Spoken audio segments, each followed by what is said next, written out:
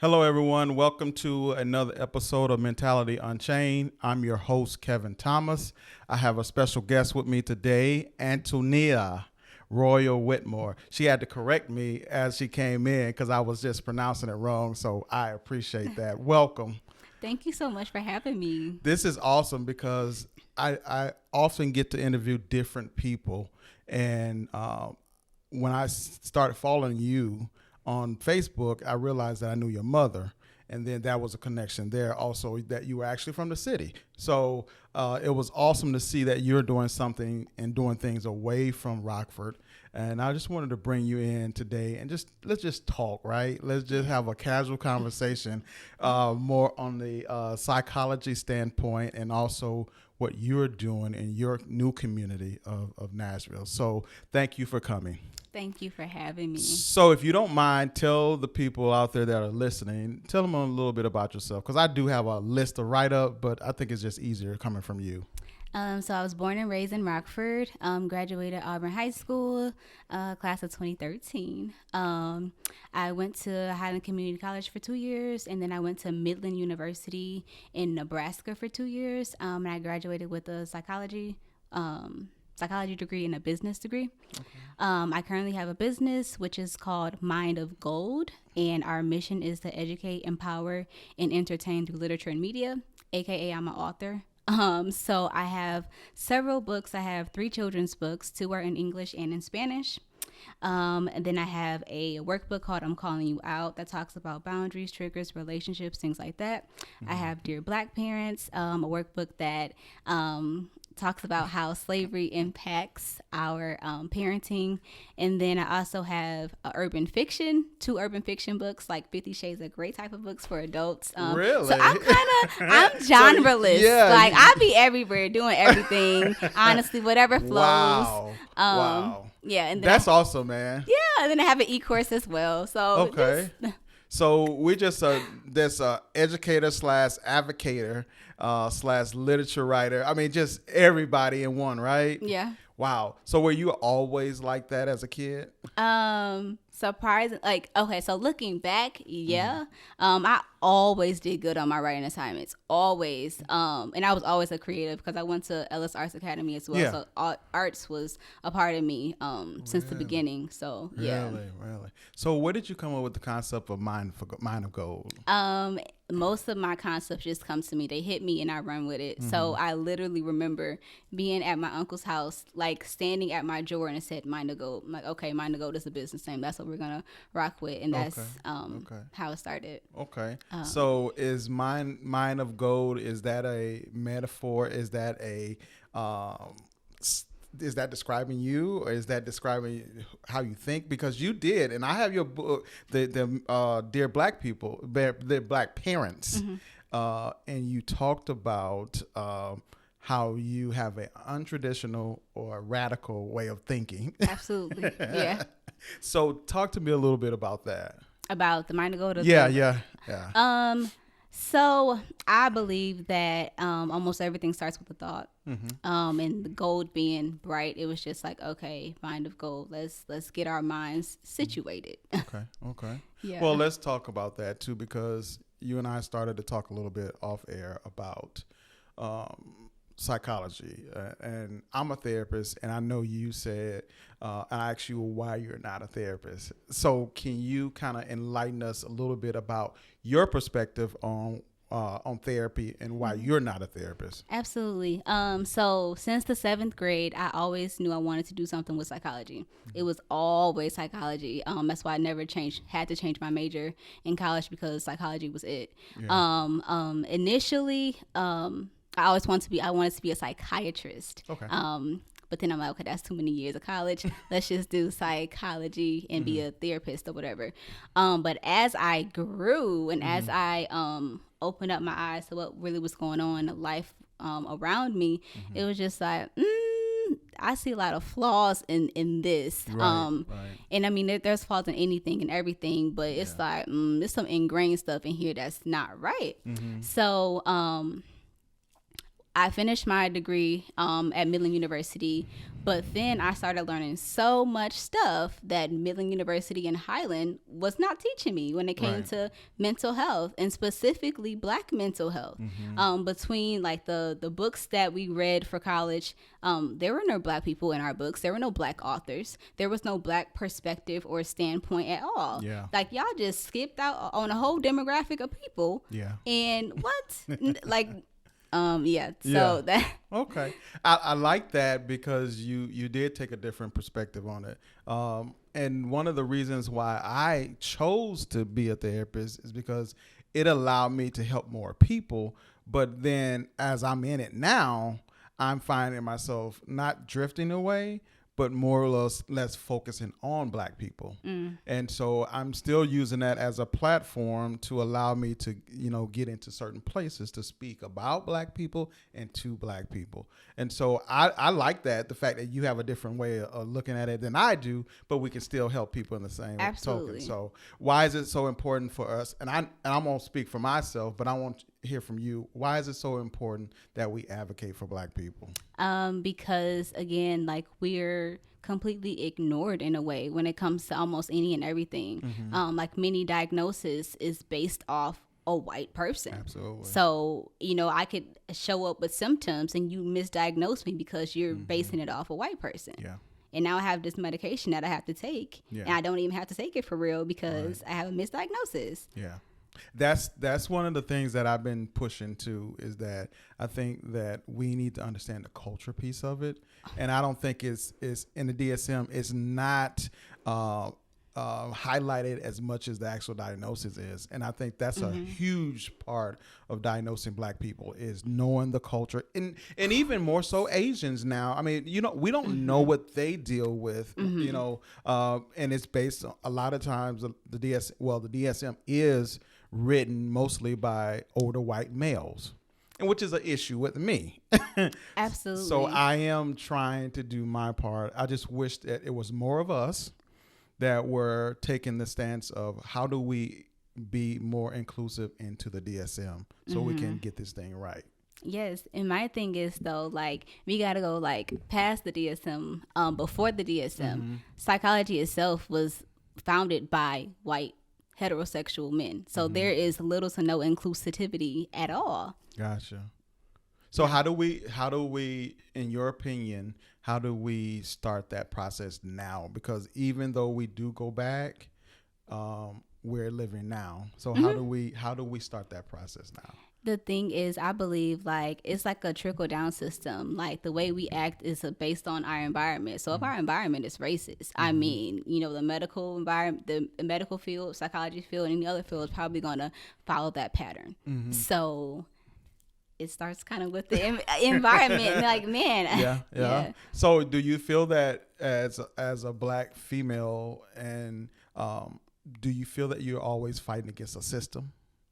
Yeah. Absolutely. Okay. Yes. Yeah. So what do we need to do in your opinion? Allow more people of color to be heard. Okay. Actually not just listening though, but actually like following through on what we're saying. But I really, that's all I really have right now, because like I think we're so used to how things are, like it would be so hard to undo it. Okay. So then are we culpable in some sort of way it's continuing because we're not speaking out? We're kind of standing off to the side and waiting for them to give us a voice?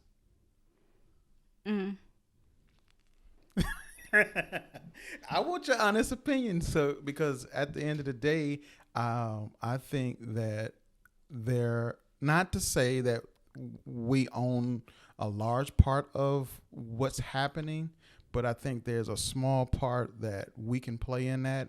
And I think we have to be more engaging into what that part is. Like, I don't have to wait for someone to tell me, well, you need to do this for your community.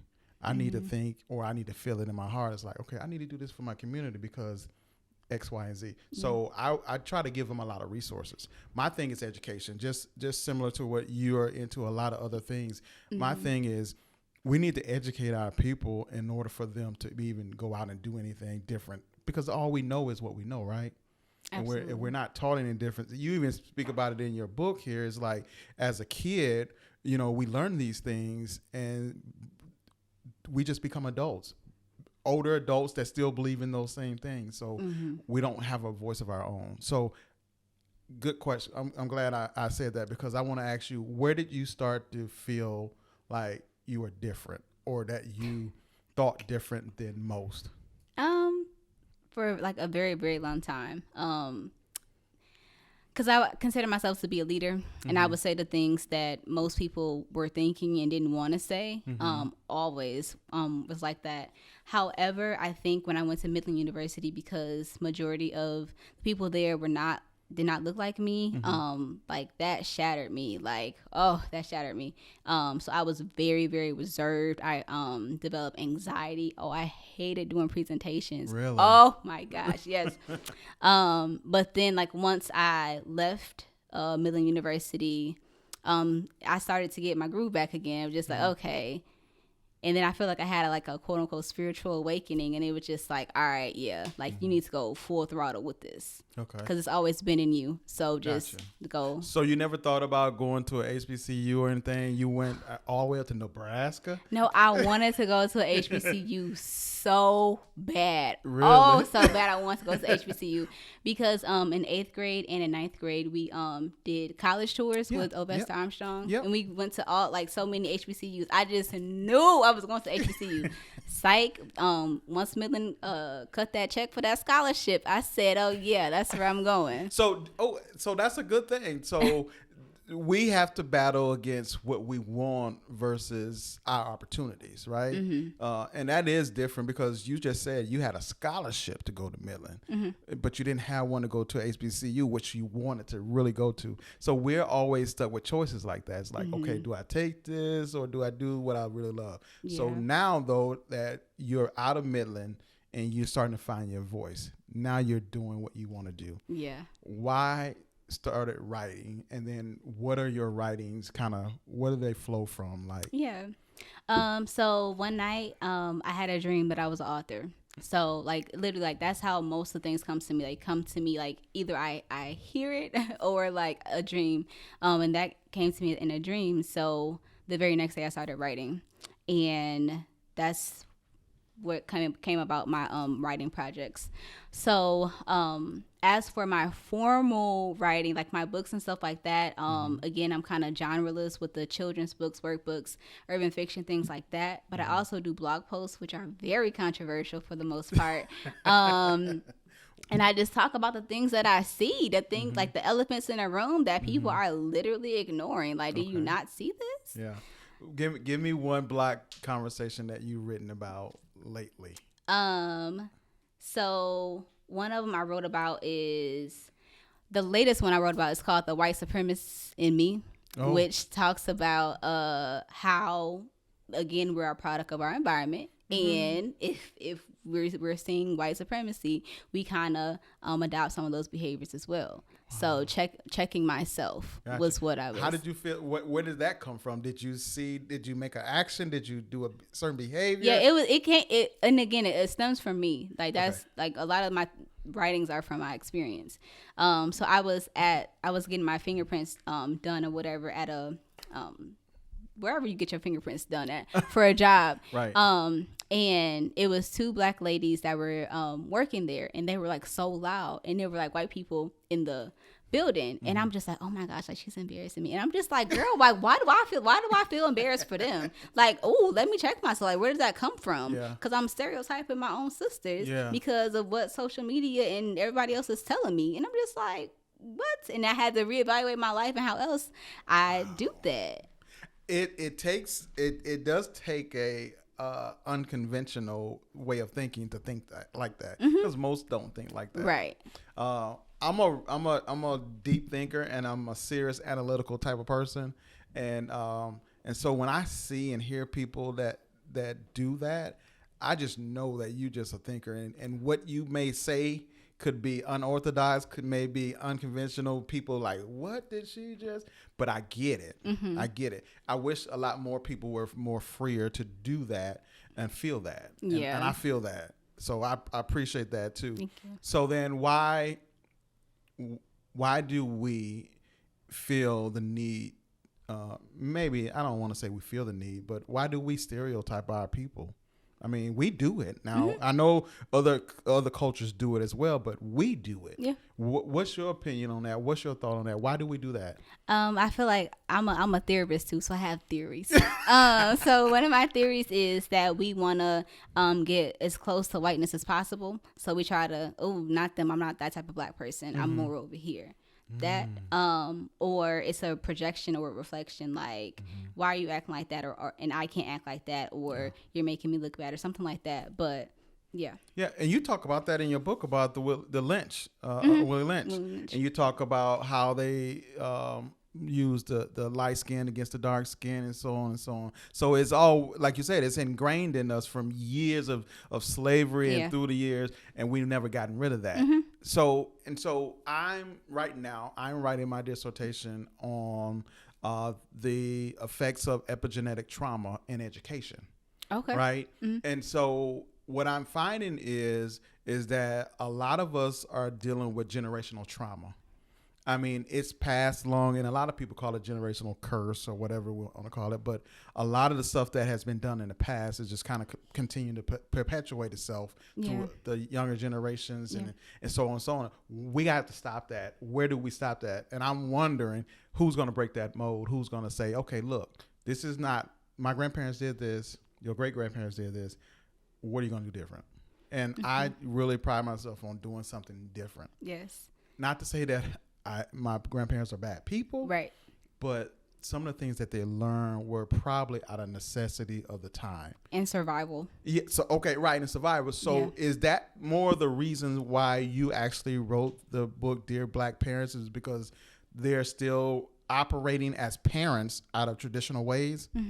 Yes, absolutely. And again, it a lot of the things just come from me and my experience as well. But as for Dear Black Parents, it's just like, I understand, like, okay, I love children. Absolutely love children. Don't have any, don't want any. But I love children. So it's just like, how can I help children, right? So it's like, I can help children directly, but would that really be beneficial if their parents are still whatever? So let me go to the parents first, and let me get y'all together right quick and kind of give y'all a mirror to what is going on and why you behave the way you behave, consciously or unconsciously. Right. So that's a tool that I use too in therapy too. So I'm glad you said that, because you can't work on or work with the kids and not work with or work on the parents. Right. Because it's almost like the scenario of prison. You get out of prison and you go back into the same environment that gotten you into prison. And so it's like, okay, if a kid comes in for therapy and you're working on that kid in there, and that's awesome. Yeah. But then they go back into the same environment where mom and dad is yelling, fighting, drinking, drugging, all these different things. Right. So it doesn't matter. So it's almost like you got to corral the entire family and say, okay, let's try to undo some of these things that you learn. I learned that a lot of Black people have learned behavior. Oh, yeah. Most of it is. I feel like we do learn by observation. Absolutely. I feel like a lot of our learning is observation. Wow. So do you, when, let's just say for you, for instance, you observed some things growing up. At what point did you think that it was wrong or not right? And that's the thing. It's like when you're in it, it's normal to you. It's not necessarily wrong. It's just how it is. But it's like once you get out of that environment, it's like, okay, wait a minute. Why y'all have me doing that? Or why did I do that? Why did we choose to do that? Whatever the case may be. So yeah. Okay. I keep referring to your book. Let me hold this up first of all. This book right here is Dear Black Parents, and it's a reflection workbook for parents, guardians, and children. This is by Antonia Royal-Whitmore. So where can they find this book before I go to my next statement? So the book is on my website, mindofgold.org. That's where my other projects are at too. Okay. So make sure you guys patronize her. Go on there. Please get the book. I appreciate her sending this to me, and I was actually reading it. But in this book, you talked about how we observe things and how it becomes pretty much who we are. But you also said something about how we as kids are so apt and ready and in a rush to be adults. And when we get to adults, we like, wow. Absolutely. And also I'll add to that. It's like, okay, so when it comes like the parent standpoint, it's like, okay, well, you a kid, you stay in a child's place, woo, woo, woo, right? But it's like as soon as you're 18, well, you need to move off the house, and it's just like this abrupt change. And it's just like I didn't have time to be autonomous. I didn't have time to make mistakes. But now you want me to be this polished adult, and I didn't have the time to. Like, so we're not ready when we get put out there. Like, no, hey, go be on it all. I wouldn't say everybody, but a lot of people aren't. Okay. Yeah. Wow. What was the wake up call or the aha moments? Like, girl, you don't have this together. See, I don't know, because again, I'm the oldest child, so it's just like I always had to have it together. You know, I don't know. I'm still growing though. I mean, you know. Oh, I like the way you answer that. I'm still growing, and that's fine. I get it. Were you, other than college and going into a different culture, was there any other culture shocks for you other than just being in Nebraska? And I did bowling too. Okay, so that in itself was a culture shock. So I did bowling from ninth grade until, so I did bowling from ninth grade all the way into college. So that experience in itself kind of prepared me and helped me with being different, you know, the only black person in the entire bowling alley, you know. That's, you know, you got to be pretty good to get a bowling scholarship. Yeah, I mean, I was decent. Decent don't pay for education. Look, those are $30,000 and $40,000 a year tuition. So no, decent. You were pretty good. Yeah. So yeah. So are you okay, or have you always been okay with being different? Yeah. Okay.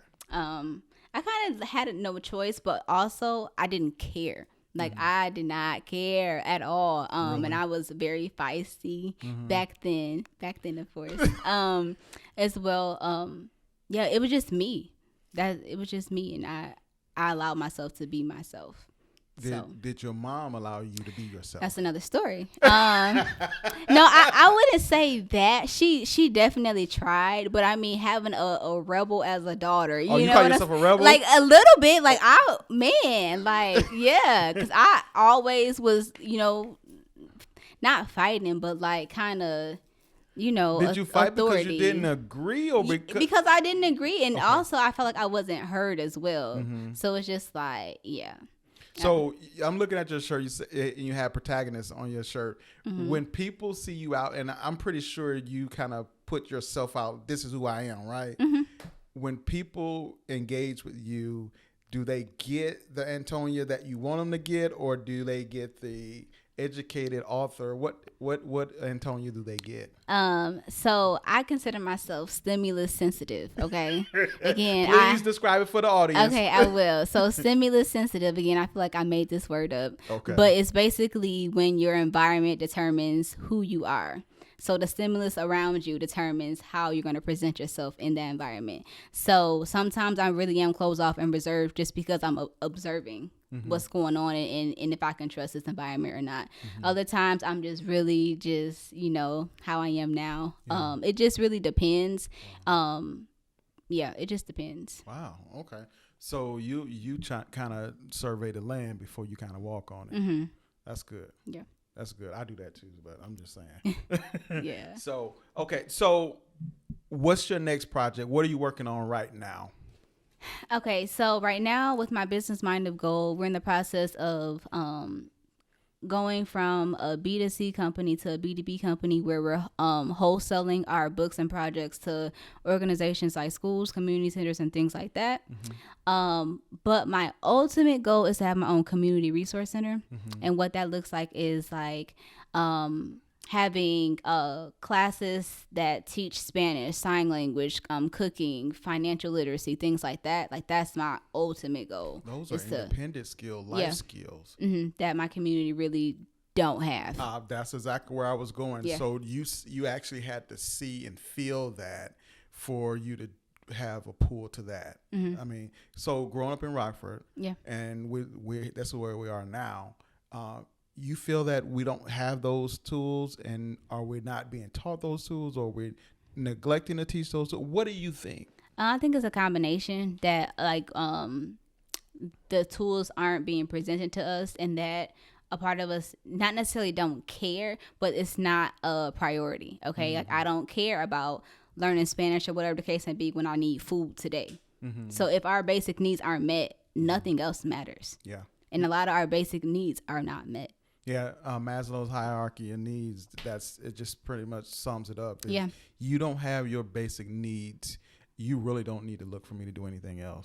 And that's the picture that I've been trying to paint for the last couple years when it comes to mental health is like we have a culture that says that people don't take heed, they don't listen, they don't do this, they don't, right? And I'm like, well, if that person don't have a home, you think they want to hear what you have to say? You know, exactly. They don't have $5 for a meal, and do you think they really want to? You know. Exactly. So I'm trying to press that on people, you know, but people are not as receptive as I would like them to be because they don't understand. They can't conceptualize what I'm saying, and so how do because you're in a new community now?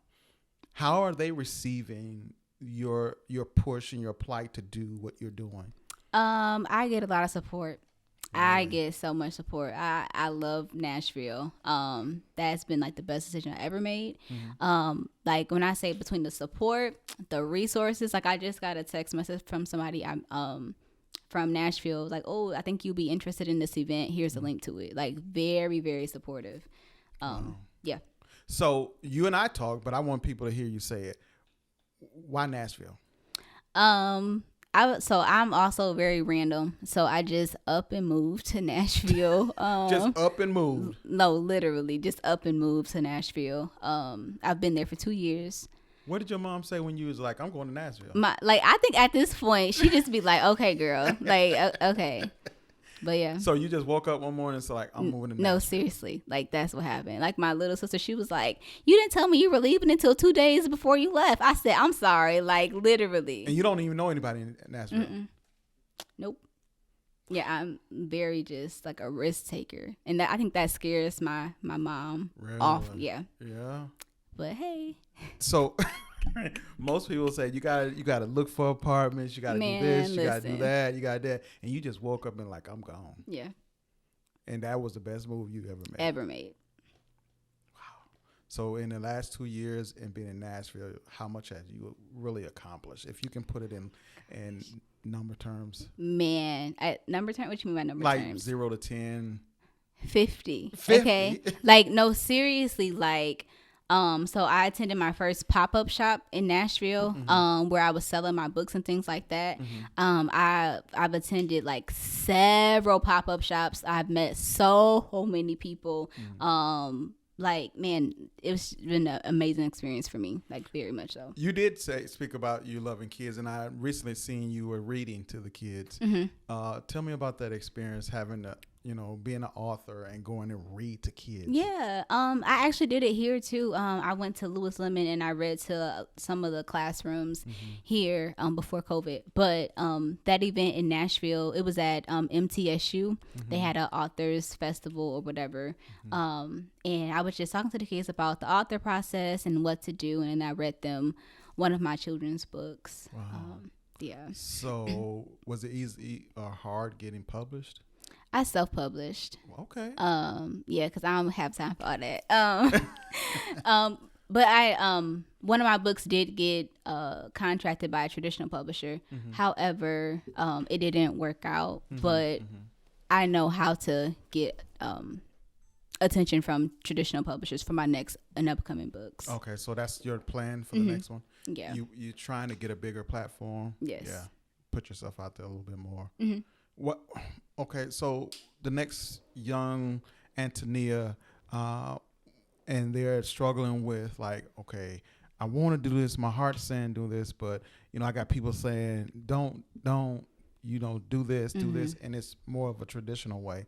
What type of advice do you give that type of kid? My advice would be, what to do. Like everything comes from inside for me. Like everything, like my intuition, like my gut, my body tells me what to do, what to eat, who to talk to, who to listen to. Like you just have to listen.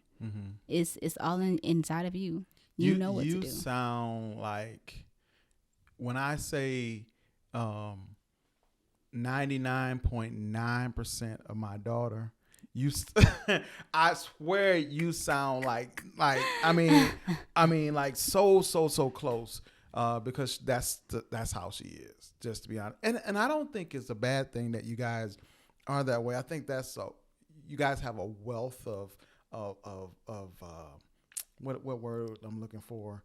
You guys are just so vibrant, and I think that we can use people like that to kind of to assimilate into the world, to kind of like, okay, this is how we should live life. This is how we should move forward. Yeah. Because there's so much negative going on in the world now. Yeah. It's like, where's the light?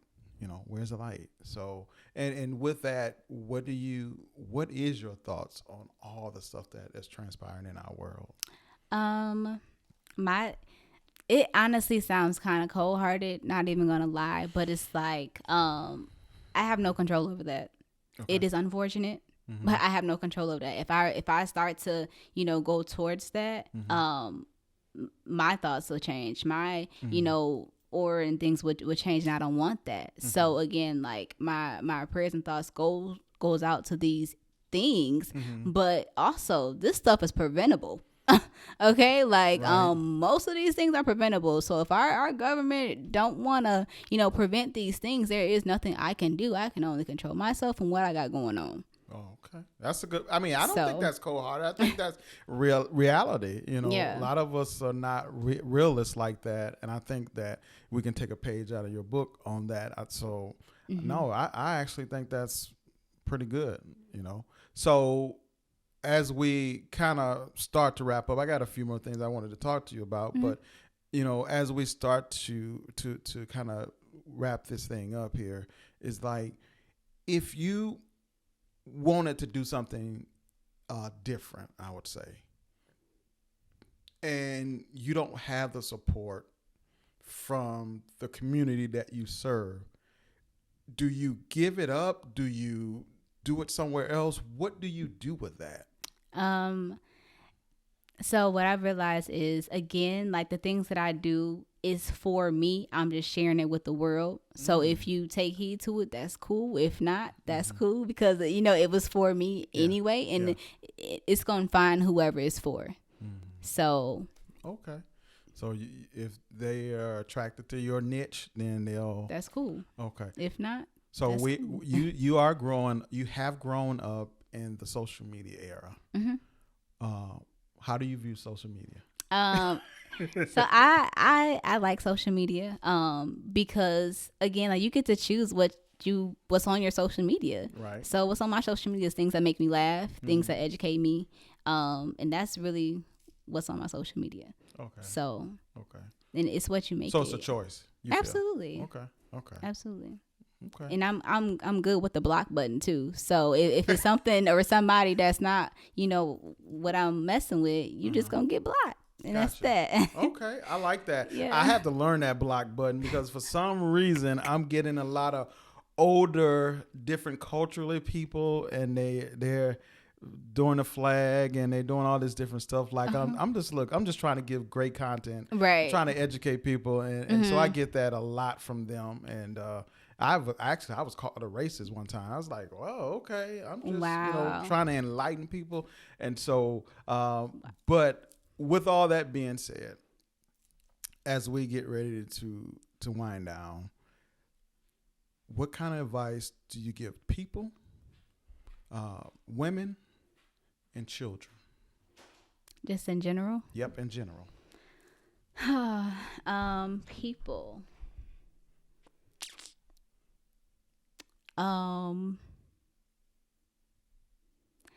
It's so cliche, but like, be authentic, be yourself. But my thing is, it's so easy to say be authentic when you don't even know who you are, when everybody is telling you who to be, what you should do, and all of these things. Like, just go within, like real life, like go within, like all these external sources and forces do not matter. Gotcha. As for women, you are it. You are definitely it. I respect you and I love you. As for children, I would say,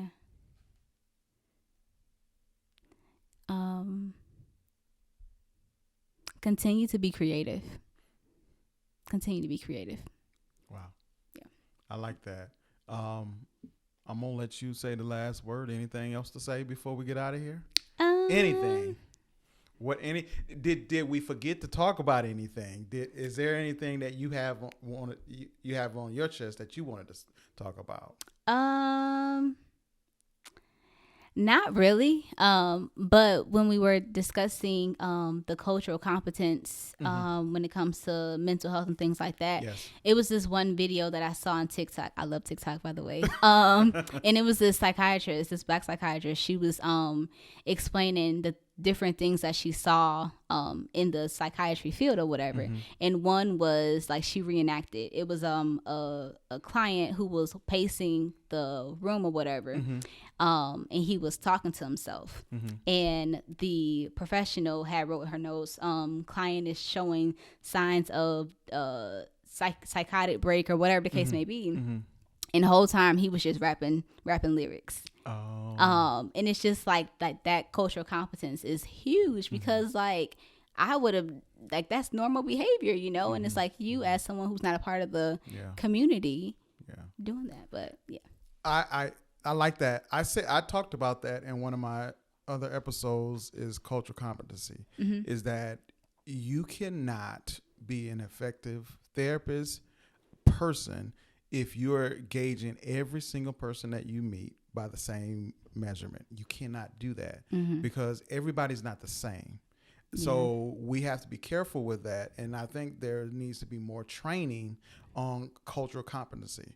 We have to be sensitive to different cultures. And if you don't know anything about Asians, you kind of need to refer that to someone that knows. You know, if you don't know anything about African Americans, you need to refer that out. But a lot of times we get caught up in our own supply, as they say, and we think we can counsel every single person that comes to us.